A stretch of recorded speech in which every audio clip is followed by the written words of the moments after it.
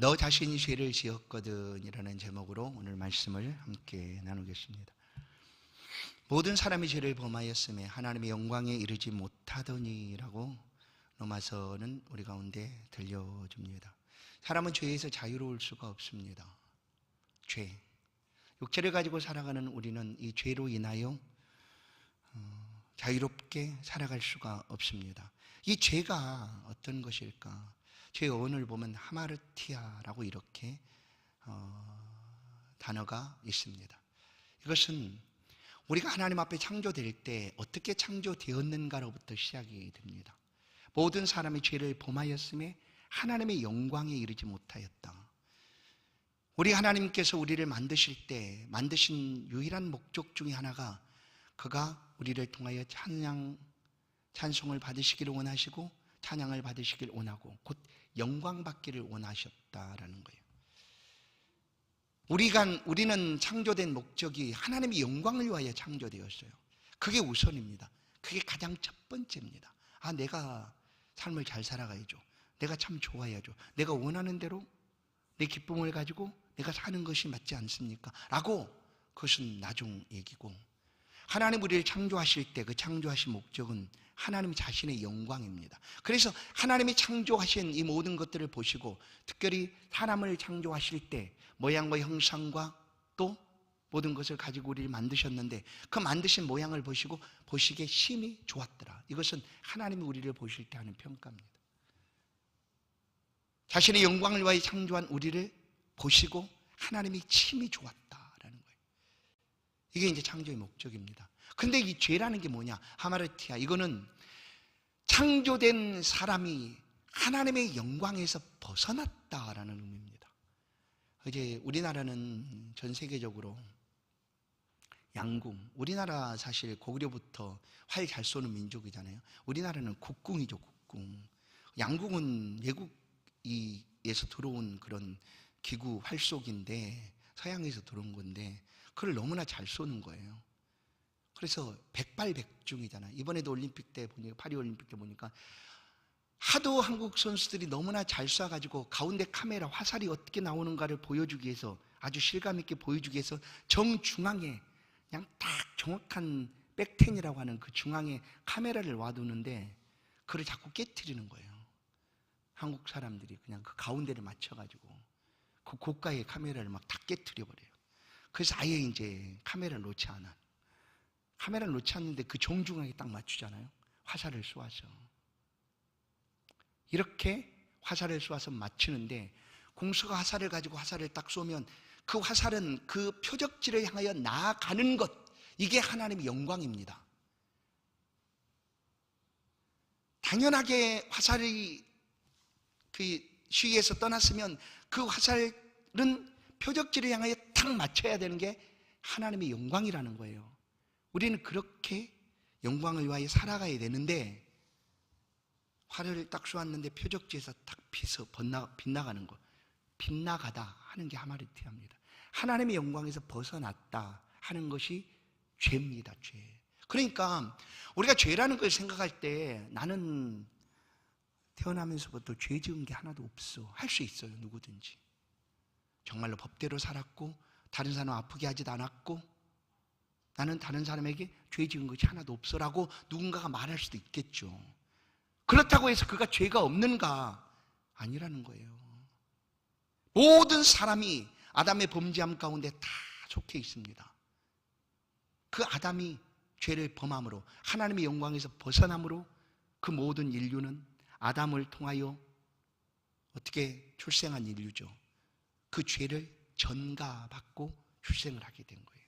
그래서 모든 사람이 죄를 범하였음에 하나님의 영광에 이르지 못하더니라고 성경은 우리 가운데 들려줍니다. 그래서 육체를 가지고 살아가는 사람은 이 죄에서 벗어날 수가 없습니다. 늘 말씀드립니다. 우리가 예수를 믿었어도 이 죄에서 우리가 완전하게 벗어나지 못하는 이유는 연약한 육체를 가지고 있기 때문입니다. 이 육체는 죄에 아주 취약합니다. 우리 영은 다르죠. 그러나 이 육체는 너무나 죄에 취약해요. 보는 것, 생각하는 것, 행하는 것, 이런 모든 것들이 우리 육체를 가지고 하기 때문에 그 죄에 쉽게 노출이 될 수 있다라는 거예요.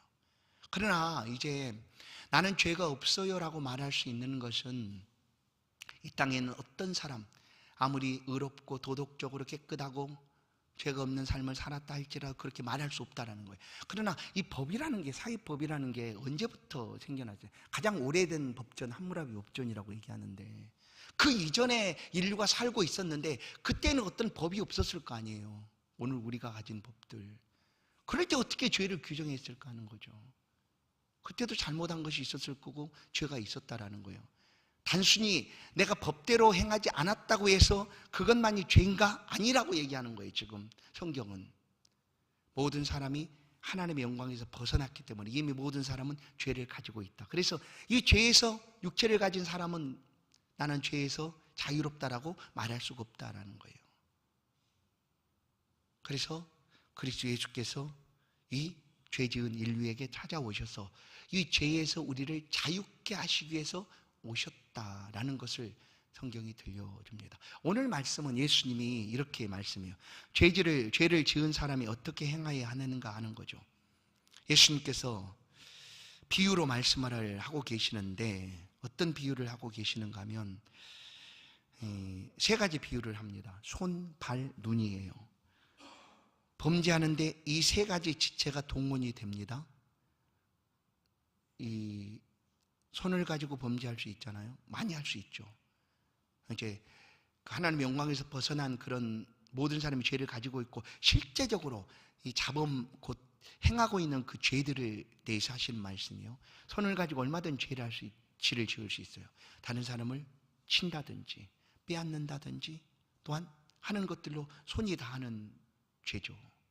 그래서 예수님은 오늘 예수님께서 하신 말씀 그대로가 이루어질 수가 있는가 과연. 그래서 이건 비유고요. 또한 만일이라는 표현을 써서 이 비유를 들려주고 있습니다. 만일 이런 일이 있을 수 없지만 만일 내 손이 너로 범죄하거든, 내 손이 너로 범죄하게 하거든, 그런 일이 우리 가운데 있잖아요. 그러면 우리는 어떻게 합니까? 그 손을 끊어냅니까? 끊어내요? 그것은 율법입니다. 그렇게 하라는 게 율법이에요.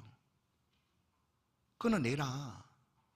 그게 율법이에요. 왜냐하면 출애굽기 21장을 보면 그러나 다른 애가 있으면 갑대 생명은 생명으로, 눈은 눈으로, 이는 이로, 손은 손으로, 발은 발로, 된 것은 된 것으로, 상하게 한 것은 상함으로, 때린 것은 때림으로 갚을지니라.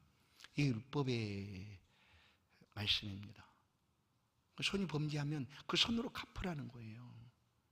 손이 다른 사람이 해하게 했으면 내 손을 찍어내라는 것과도 같아요. 그런데 예수님은 우리 가운데 오셔서 이 율법으로 우리를 규정시킨 것이 아니라 예수님이 오셔서 새 언약을 우리 가운데 주신 분이거든요. 그렇다고 해서 이 율법의 모든 것들이 사라지고 없어졌는가가 아니라는 거예요. 율법은 그대로 있습니다. 그러나 이 율법을 완성하신 분이 예수 그리스도십니다. 어떻게 완성했는가? 새 언약이에요. 새 언약. 새 언약. 그 새 언약은 사랑의 언약이죠.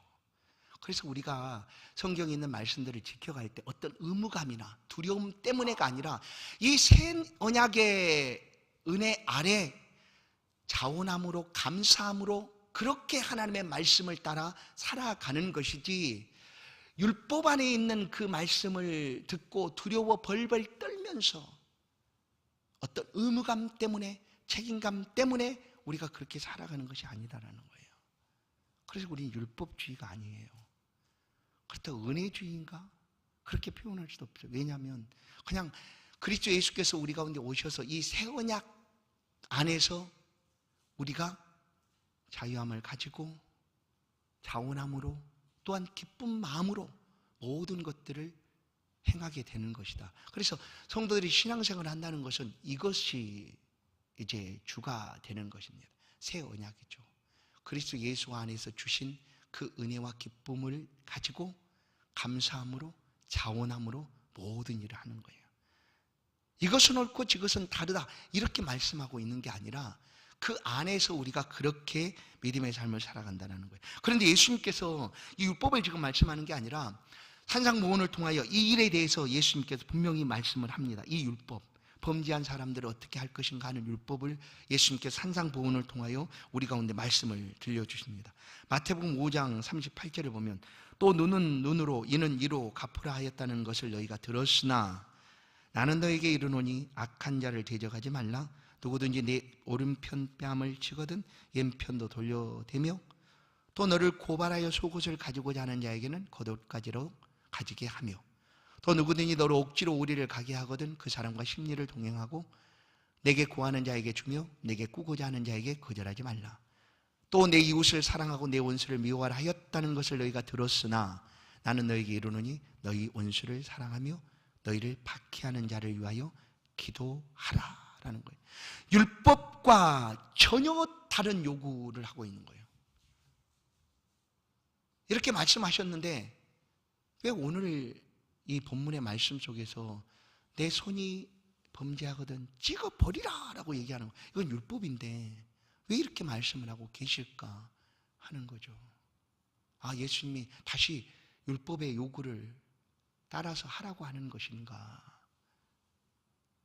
왜냐하면 예수님 율법을 폐하신 분은 아닌데 완성을 하셨는데 그 완성이 마태복음 5장 그 산상보훈에 주신 말씀처럼 원수를 사랑하고 너희를 박해하는 자를 위하여 기도하라 하는 그런 말씀으로 우리 가운데 들려주고 있는데 왜 이렇게 하라고 하는가? 그럼 잘 보세요. 이렇게 말씀하고 있는 것은 어떻게 하고 있는가 하면 내 자신이 죄를 짓거든요. 우리 자신이, 이 말씀을 듣는 우리 자신이 죄를 짓거든 이렇게 행하라는 거예요. 왜냐하면 우리는 사실 우리 자신에게 너무나 관대한 것이 사실입니다. 뭐 옛날이 그냥 있는 게 아니잖아요. 속담은 그 사회 속에서 오랫동안 축적되어서 그냥 이제 고정된 그런 표현들이 속담인데 팔은 어디로 굽어요? 안으로 굽는다고 그러죠. 요즘 그리고 내로남불 이런 얘기 많이 하잖아요. 내가 하면 노면 쓰고 네가 하면 불륜이다 뭐 이렇게 하는 거예요.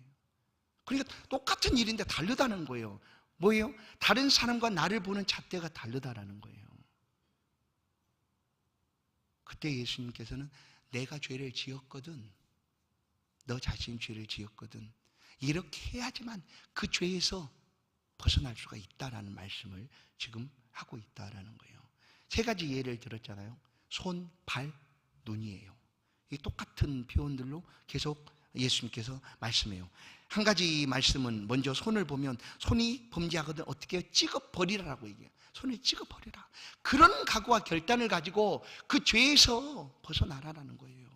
내 자신이. 다른 사람에 대해서는 그 죄를 정죄하고 막 지적하고 잘하는데 너 자신의 죄에 대해서는 어떻게 그렇게 너그럽고 관대한가 하는 거죠. 왜냐하면 죄는 똑같은데 저 사람이 지은 죄나 내가 지은 죄나 다르지 않고 똑같은데 어찌하여 너 자신에게는 그렇게 관대하게 행하느냐. 그렇지 않으면, 이렇게 하지 않으면 내 자신이 지은 죄에 대해서 벗어날 수가 없다라는 것 아니겠습니까? 그래서 예수님께서는 이 말씀을 하고 계시는 거예요. 이 세 가지, 손, 발, 그리고 눈, 범죄하거든 그 부분을 찍어버리라는 거예요. 손도 잘라버리고 눈이면 어떻게 빼버리라 얘기하는 거예요.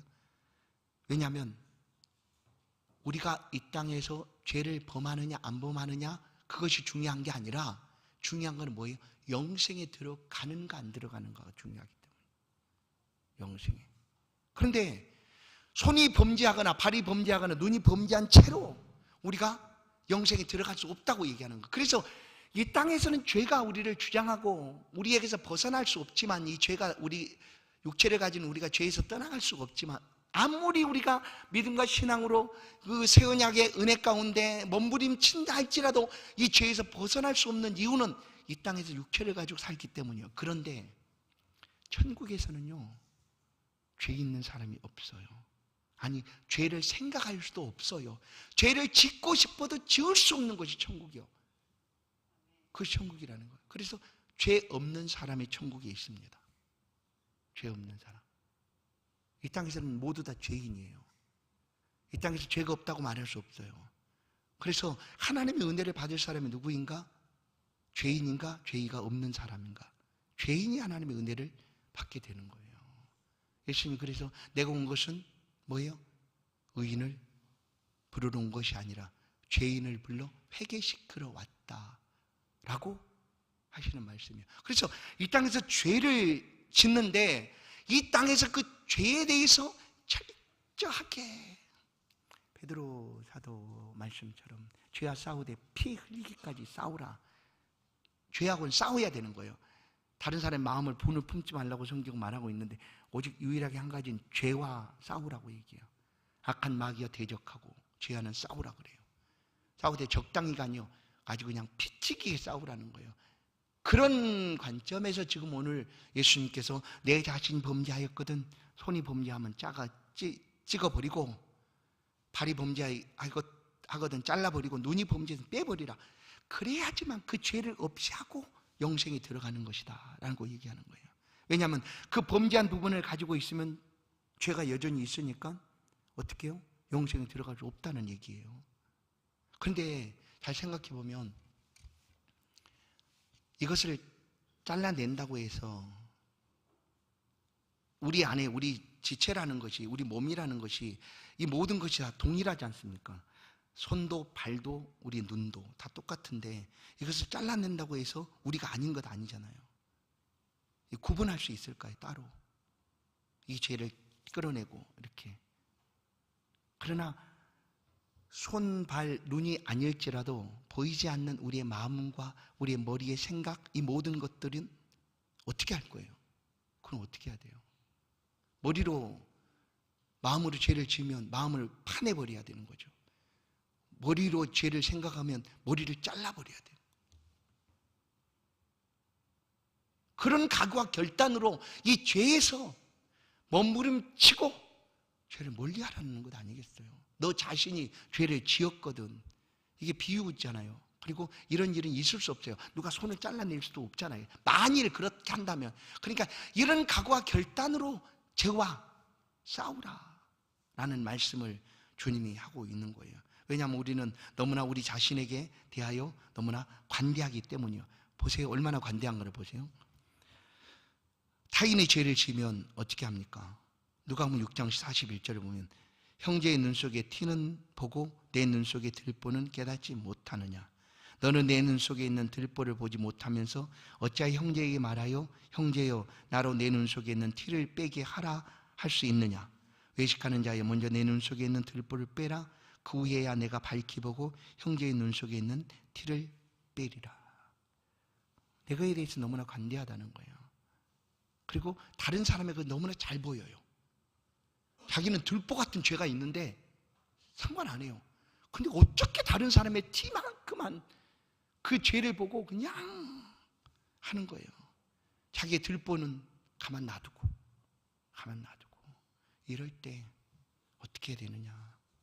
정말 찍어내는 그런 마음으로 뽑아내는 그런 마음으로 그렇게 죄와 결단하라라는 거예요. 그러면 이 죄를 예수님은 찍어버리라, 이 죄를 짓고 있는 이것을 찍어버리라고 하는데 실제로 우리가 그렇게 할 수가 없잖아요. 성경은 이 죄를 해결할 수 있는 유일한 방법을 우리 가운데 말씀해줘요. 그리고 그것이 뭐냐면 제사입니다. 피 흘림의 제사. 그 죄를 없이 하는 거예요. 그걸 신약에서 말씀한 것이 아니라 이미 메시아를 보내시겠다고 말씀하고 계시는 구약 말씀 속에서 그렇게 말씀한 거예요. 그래서 유대인들로 하여금 제사를 지내게 하는 것은 죄를 없이 하는 한 가지 방편으로. 그러나 이것은 완전히 사함받는 것이 아니라 그냥 그 한시적이에요. 딱 정해진 기간 동안 1년이죠. 1년. 그래서 구약의 제사장들은 1년에 1차씩 이스라엘 백성들의 죄를 가지고 그 죄의 사함을 받을 속죄물의 피를 가지고 지성소로 들어갔습니다. 그리고 거기서 한 해의 모든 백성들의 죄를 사함을 받습니다. 그리고 그 백성들은 또다시 하나님의 전에서 하나님과 만나고 교제하고. 그러니까 레이서의 한마디는 이렇게 표현합니다. 피 흘림이 없으면 사함도 없다. 그러니까 피 흘림이 없이는 절대로 죄의 속함이 있을 수가 없다라는 거예요. 이렇게 연결이 되는 게 예수 그리스도의 십자가의 보혈입니다.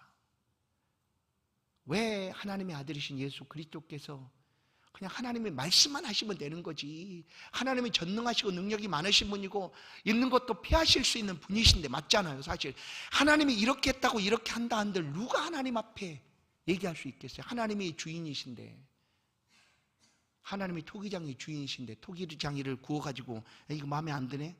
필요 없다고 깨트릴 수 있는 그런 절대적인 주권이 그 토기장에게 있는데, 우리 창조하신 분이 하나님이신데 하나님이 우리 가운데 말씀하셨다가 바꾸실 수도 있는 것 아니에요? 하나님이시니까. 그렇게 한들 우리가 하나님 어떻게 그럴 수 있어요? 너무 뻔뻔하시면, 그래 나 뻔뻔해. 하나님 그럴 주권을 가지고 계신 분이신데 그렇게 하지 않으셨다라는 거예요.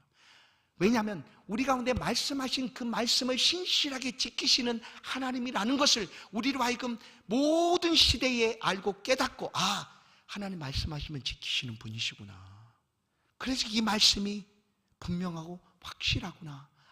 하나님의 말씀하시면 그것은 진리구나 하는 것을 어느 시대든 누구든지 다 알 수 있도록 하기 위해서 아들을 번복하지 않고, 너 피 안 흘려도 돼, 그냥 너 죄 없어, 너희들 다 죄 없어 하실 수 있으신 분이 그렇게 않으셨다라는 거예요. 그렇게 해서 아들 예수를 보내시고 십자가에 우리 죄를 위한 대속의 피를 흘리시게 하신 거예요.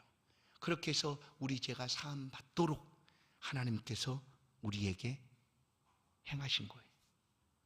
죄 사함 받는 건 이것 외에는 없습니다. 다른 것으로 죄 사함을 받을 수가 없어요. 그래서 오직 예수라는 표현을 우리가 쓸 수밖에 없는 거예요. 천하 다른 인간에게, 우리에게 다른 이름을 주신 일이 없다고 하셨어요. 그런데 예수의 이름 뭐예요? 예수의 이름을 잘 기억해 보세요. 마태복음 1장 21절. 그가 자기 백성을 저희 죄에서 구원할 자이심이라. 그럼 누가 자기 백성인가? 요한복음 3장 16절. 하나님의 세상을 이처럼 사랑하사 독생자를 주셨으니 이는 저를 믿는 자마다 멸망치 않고 영생을 얻게 하려 하심이라. 누구에게? 자기 백성을 위하여 예수님이 피 흘려 주셨다는 거예요. 그리고 자기 백성 구원을 위하여 예수님이 이 땅에 오신 거예요. 그러면 누가 자기 백성인지 누가 알 수가 있는가? 하나님의 백성인지. 오늘 예수를 믿는 사람은 이 모든 것들을 통해서 내가 하나님의 자녀가 되었구나 라고 알게 된다라는 거예요.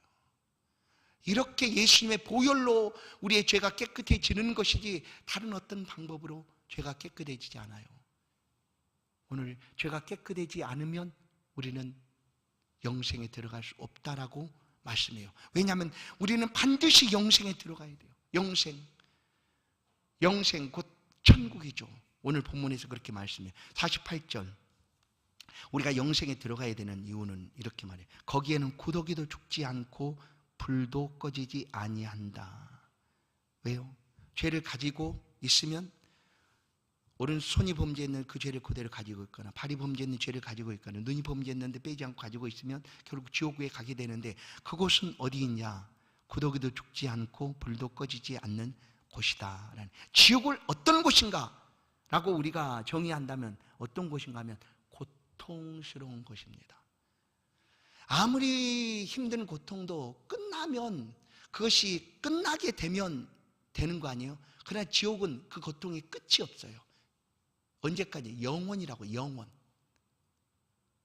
영원토록 고통스러운 곳이에요. 그게 미치는 것 아닐까요? 끝나는 순간이 있다면 좋겠는데 그 고통이 영원토록 지속된다는 거예요. 그곳이 지옥이에요. 그 고통이 잠깐 있다가 없어지는 게 아니라 영원토록 지속되는 곳이 지옥이다라는 거예요. 왜냐하면 불이 뜨겁게 타오르지만 이 땅에서는 죽잖아요. 불에 타면 우리 몸이 형체도 없이 사라지고 죽어버리는데, 지옥은 그런 곳이 아니다. 불이 뜨겁게 타오르지만 그 타오르는 불 속에서 안 죽는다는 거예요. 그 고통이 계속된다는, 이것을 성경은 우리 가운데 한 사람 예를 통하여 들려줍니다. 그가 누구인가 하면 부자입니다. 부자. 누가복음 16장 23절을 보면 부자예요. 부자가 그 음부에서 고통 중에 눈을 들어 멀리 아브라함과 어디요? 지옥에서 고통 중에 있어요. 고통 중에. 거지 나사로는 아브라함 품 안에서 고통이 없어요. 계시록에 있는 천국의 모습처럼 눈물, 근심, 아픔, 슬픔, 애통하는 것이 없는 그곳에서 하나님과 평안함을 누리고 쉼을 얻고 있는 곳이 천국이고, 지옥 음불은 이 부자의 고통. 그래서 24절 마지막 절을 보면 이렇게 이 부자가 내가 이 불꽃 가운데서 괴로워하나이다. 불꽃이 다가오면 살아서 죽으면 좋겠는데 안 죽어요. 그러니 그 고통이 얼마나 하겠어요. 헤어날 수 없는 고통이에요. 그게 바로 지옥이라고 얘기하는 거예요. 그래서 우리가 이 땅에서 죄를 없이 해야 되는 이유는 우리는 하나님 품 안에 천국에 가기 위함입니다. 그래서 이 지옥불의 고통을 예수님은 이렇게 말해요. 49절 사람마다 불로서 소금치듯 함을 받으리라. 잘 봐요. 소금치듯. 그 어떤 요리를 할 때 소금을 이렇게 치면 소금이 그 뜨거운 불 가운데 팍팍 튀잖아요. 근데 뜨거운 불 속에 타고 있는데 이 불로서 소금을 치듯 계속해서 하고 있다라는 거예요. 그럼 고통이 얼마나 큰가에 대한 표현이에요.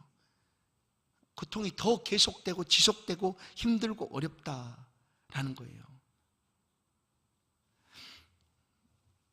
잘 보세요. 다른 사람의 잘못함을 우리가 다른 사람이 잘못하는 것을 그냥 놔두고 그냥 용인하고 그냥 다른 사람에게 또 우리가 잘못할 때도 있잖아요. 그것은 성경은 이렇게 표현해요.